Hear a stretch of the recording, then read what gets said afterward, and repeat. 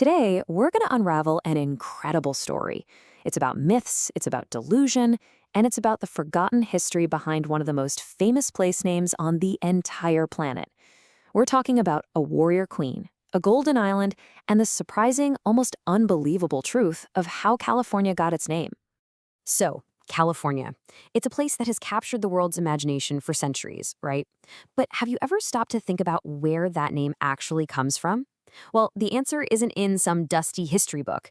It's in a work of fiction. I'm not kidding. It all started with her, a character from what was basically a 16th century blockbuster novel. Her name was Calafia, and her story was about to leap right off the page and onto the map of the real world. Okay, so let's dive into this. To really get how California was named, you first have to understand the wild myth that started this whole thing. Right here. This is the first time the word California ever appeared in print. The author, Garci Rodriguez de Montalvo, he's painting this picture of a remote, fantastical paradise, a kind of utopia ruled entirely by women, just on the edge of the known world. And get this. This is the world he created. A powerful matriarchy, a land so rich that gold is just a common metal used for tools and weapons, and an army that literally flies into battle on trained griffins. This was pure pulp fiction, but it was about to have very, very real consequences. So how in the world does a fantasy novel about Amazon queens end up naming a real place? Well, this is where that line between story and history gets completely blurry. You have to put yourself in their shoes. These weren't just books. For the Spanish conquistadors, these stories, like Las Sergas de Esplandian, were everything. They were wildly popular, kind of like the biggest show on Netflix today, and they totally shaped how these guys saw the world and what they expected to find out there. This quote just says it all, doesn't it? A soldier in Cortez's army sees the incredible city of Tenochtitlan, and his first thought isn't about its amazing engineering, it's that it looks just like a place from his favorite adventure novel. They were literally living inside their own fantasy story. And here's the crucial point. Hernán Cortés wasn't just exploring aimlessly. He was actively searching for the mythical places from his books. I mean, he conquered the entire Aztec Empire, but he was still obsessed with finding the fabled island of Queen Calafia.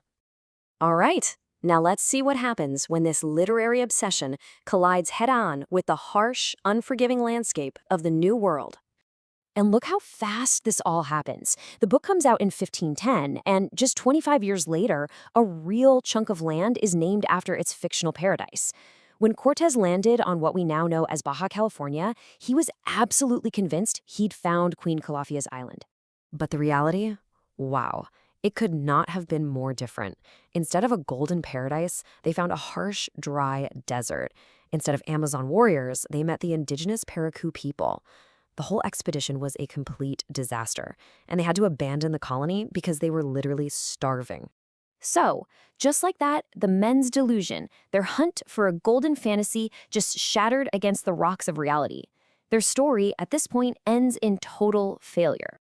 But that failure? That's not the end of the story.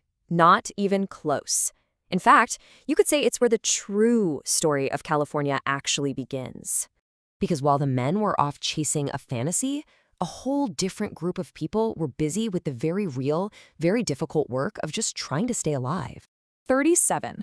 That was about how many women were on that colonizing mission in 1535.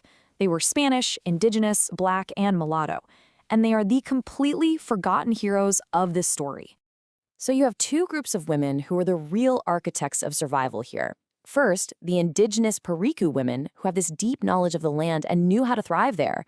And then you have the migrant women on the expedition, the ones who were actually tasked with building a society from nothing. They were the ones who had to turn the delusion of a paradise into the reality of a home. And this brings us to the modern-day city of La Paz, which was founded right on the site of Cortez's failed colony. And its nickname, well, it perfectly captures the two sides of this whole story. The city is known as Puerto de Ilusión. Now, in Spanish, ilusión is this amazing word. It can mean delusion, a false belief, but it can also mean a dream or hope. And for this place, both meanings are completely true. You see, the port was born from the men's delusion of finding Queen Calafia's gold. But its identity, the reason it endured, that comes from the dream of the women, both the indigenous women and the migrants, who just wanted to build a life there. Over the centuries, the whole idea of Calafia has been transformed. She's not just some pulp fiction character anymore. You have artists like Diego Rivera who reimagined her, not as a warrior, but as the spirit of the land itself. Abundant, powerful, nurturing, she became a symbol of the real California. And it just leaves you with this final thought. California was born from a literary fantasy, a delusion that led men to a new world. But its survival, its real spirit, was forged by the women they completely overlooked. It really makes you wonder, how many other places on our map began as just a story someone once told?